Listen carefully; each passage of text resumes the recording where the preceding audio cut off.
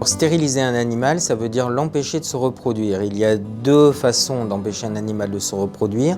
Soit l'opérer chirurgicalement en lui retirant les testicules pour les mâles ou les ovaires pour la femelle, soit une stérilisation médicale qui est possible maintenant, qui consiste à poser des implants sous-cutanés qui vont empêcher la fonction de reproduction. À l'école vétérinaire d'Alfort, la stérilisation, qu'elle soit chirurgicale ou médicale, est un acte fréquent. L'intérêt de stériliser un animal est principalement d'empêcher de se reproduire. Et ça a un intérêt notamment chez le chat, d'éviter qu'on ait des chatons qui naissent régulièrement et qui vont pour la plupart être abandonnés ou devenir des chats à moitié sauvages vivant dans les rues et se retrouvant par la suite dans les refuges. La stérilisation a aussi un intérêt pour les animaux de compagnie, principalement pour les femelles, d'éviter les comportements gênants liés aux chaleurs, liés à la période d'activité sexuelle.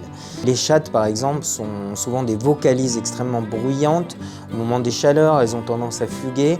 Et les chiennes, elles, perdent du sang au moment des chaleurs, ce qui est quand même très gênant pour l'environnement quand on vit dans un appartement ou un petit pavillon. Alors la castration du mâle est une opération très simple, qui est très bien supportée par les animaux, qui ne laisse absolument aucune séquelle, puisque c'est une chirurgie, on peut dire, externe et très rapide, qui se fait bien sûr sous anesthésie générale et avec un contrôle systématique de la douleur.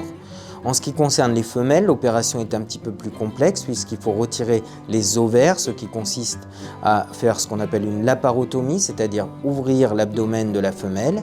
Mais c'est une opération rapide et vraiment une opération de routine qui, là encore, ne donne pas de séquelles particulières.